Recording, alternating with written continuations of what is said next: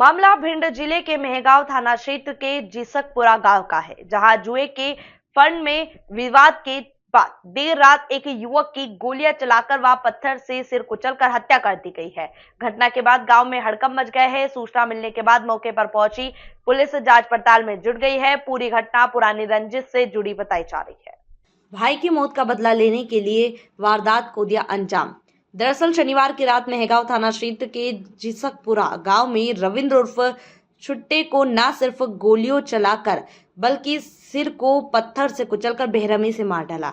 बताया जा रहा है कि 2016 में मृतक रविंद्र उर्फ छुट्टे ने आरोपी जितेंद्र नरवरिया के भाई की गोली मारकर हत्या कर दी थी, जिसके चलते आरोपी के द्वारा हत्या की वारदात को अंजाम देने की आशंका जताई जा रही है। यहाँ पर बता दें कि मृतक 8 साल की सजा काटकर जेल से छूट कर आया था और आरोपी ने भाई की हत्या का बदला लेने के लिए युवक पर गोलियां चलाकर और सिर को पत्थर से कुचलकर हत्या की वारदात को अंजाम दे दिया। घटना के बाद गांव में हड़कंप मच गया, जिसके बाद मौके पर पुलिस पहुंची और युवक के शव को पोस्टमार्टम के लिए भिजवाया। हालांकि हत्या को लेकर पुलिस की ओर से यह बयान नहीं आया है। पुलिस जांच पड़ताल में जुट गई है। गाय उड़ान नहीं गिला लोगों ने वहाँ खेल रहे गोली दी और खंडा पटा गिरा। कितने लोग थे? 7-8 जने थे। 8 जने। तो क्या कारण था, क्यों आकर? पुरानी रंजिश के कारण। तो पहले जेल वगैरह काटे आए थे, आप लोगों का आरोप था हत्या का, उनकी पार्टी की व्यक्ति का। बरी आए हम लोग तो कोर्ट से। अच्छा, आप लोग दोषी नहीं थे उसमें? तो इकट्ठे हो घेर के मारा? इकट्ठे घेरे। क्या नाम था मृतक का? जो खत्म हुआ क्या नाम था? रविंद्र। आपका क्या नाम? रामवीर। मृतक के कौन लगते हैं? परिवार भैया।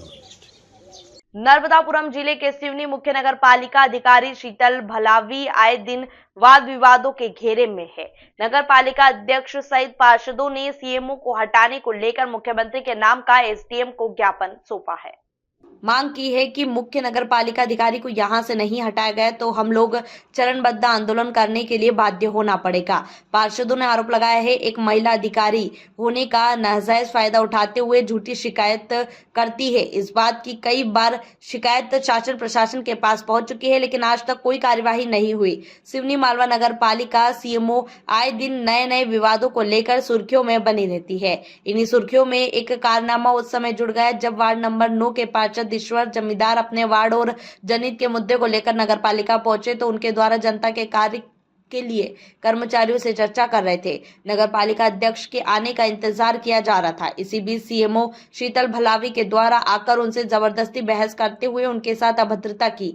आपको बता दें ईश्वरदास पेरू से दिव्यांग पार्षद, लेकिन उनकी विकलांगता कभी समाज सेवा में आड़े नहीं आई और उन्होंने हमेशा बढ़ चढ़कर ही भाग लिया। यही कारण है कि उन्हें सबसे ज्यादा मतों से अपनी जीत दर्ज करवाई गई थी। सिवनी मालवा बहुत शांति प्रिय शहर है। कृपया निवेदन है कि हमें यहाँ शांति से काम करने दीजिए, ताकि शहर जनता ने हमके जो फ्री में चुनाव जिताया है उनकी उम्मीदों पे हम खरे उतर सके। इसीलिए आज ये ज्ञापन दिया है और यदि 7 दिन के अंदर 6 तारीख तक हम इंतजार करेंगे। 6 तारीख को वैसे तो पूरे पार्षद जी मेरे साथ कंधे से कंधा मिलाकर पहले भी खड़े थे, आज भी खड़े।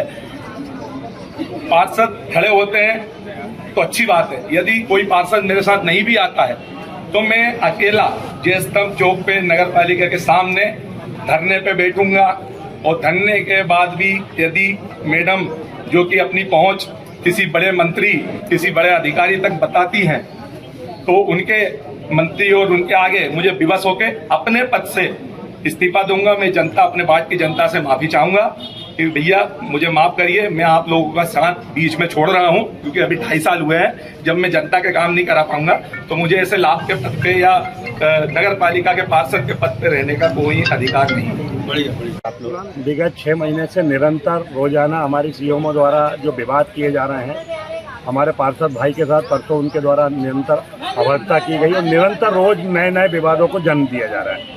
शासन प्रशासन सबको इसकी सूचना है। कलेक्टर मैडम, कमिश्नर साहब, माननीय मुख्यमंत्री जी, हमारे सांसद जी, विधायक जी, जिलाध्यक्ष जी, सबको हमने इस संबंध में अवगत करा दिया है। अब हम शीघ्र कठोर ठोस कार्रवाई चाहते हैं और ठोस कार्रवाई यदि नहीं हुई तो 6 तारीख से हम एक बड़े आंदोलन की रूपरेखा और चरणबद्ध आंदोलन जो निरंतर चलेगा शहर के नागरिकों के साथ, इसकी पूरी तैयारी कर रहे हैं। क्या बात है कि केंद्र से लेके प्रदेश में से लेकर नगर पालिका बीजेपी में भी है, प्रदेश में सरकार बीजेपी की है, केंद्र में सरकार बीजेपी की है, उसके बाद में भी आप लोगों को इतना संघर्ष करना पड़ा। शासन प्रशासन भी हमारे साथ है, हमारा प्रशासन है, हमारा शासन है, और शासन भी निरंतर इनको समझाइश भी दे रहा है और निरंतर कार्रवाई भी चल रही है। अब लेकिन समय बहुत हो गया, इसलिए हम अब शीघ्र से शीघ्र ठोस कार्रवाई चाहते हैं। 22 तारीख का है। आज तो हमने हमारी नगर पालिका के सीएमओ जो कि जब से आई है अपनी हठधर्मिता चला रही हैं, उन्हीं के खिलाफ उनको हटाने को लेकर आज सभी मेरे वार्ड के सभी परिवारजन सहित सभी सामाजिक साथियों के साथ, युवा साथियों के साथ मिलकर एक ज्ञापन दिया है।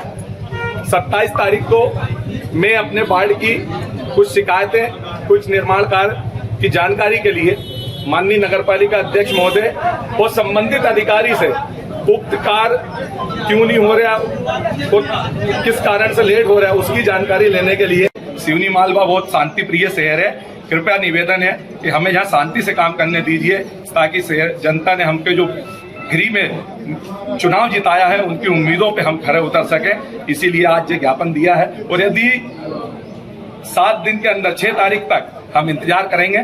6 तारीख को वैसे तो पूरे पार्षद जी मेरे साथ कंधे से कंधा मिलाकर पहले भी खड़े थे, आज भी खड़े। पार्षद खड़े होते हैं तो अच्छी बात है, यदि कोई पार्षद मेरे साथ नहीं भी आता है तो मैं अकेला जयस्तंभ चौक पे नगर पालिका के सामने धरने पे बैठूंगा। और धरने के बाद भी यदि मैडम जो कि अपनी पहुंच किसी बड़े मंत्री, किसी बड़े अधिकारी तक बताती हैं तो उनके मंत्री और उनके आगे मुझे विवश होके अपने पद से इस्तीफा दूंगा। मैं जनता, अपने वार्ड की जनता से माफी चाहूंगा कि भैया मुझे माफ करिए, मैं आप लोगों का साथ बीच में छोड़ रहा हूं क्योंकि अभी 2.5 साल हुए हैं। जब मैं जनता के काम नहीं करा पाऊंगा तो मुझे ऐसे लाभ के पद पे या शिव द्वारा दर्शन के बहाने प्रेमिका की हत्या। मड़िहान में दिव्यांग बेटे को पुल से फेंका, बचा तो खुला राज। मिर्जापुर के मड़िहान थाना क्षेत्र के लुरकुटिया गांव में 35 वर्षीय मालती देवी का अर्धनग्न शव खून से लथपथ मिला था। आरोपी जितेंद्र बीना ने द्वारा मंदिर में दर्शन के बहाने महिला और उसके पुत्र को पिकअप में बैठाया। मालती देवी की पहली शादी बेतहा मोड़ भदोही निवासी प्रमोद से हुई थी। प्रमोद की मृत्यु के बाद उन्होंने ओराई के गुलगुड़वा गांव निवासी विनोद से दूसरी शादी की। इस दौरान उसकी नजदीकी सारा निवासी जितेंद्र बिन से बढ़ी। जितेंद्र ने मालती की हत्या कर उसके शव को गेहूं के खेत में फेंक दिया। पुलिस ने किया खुलासा।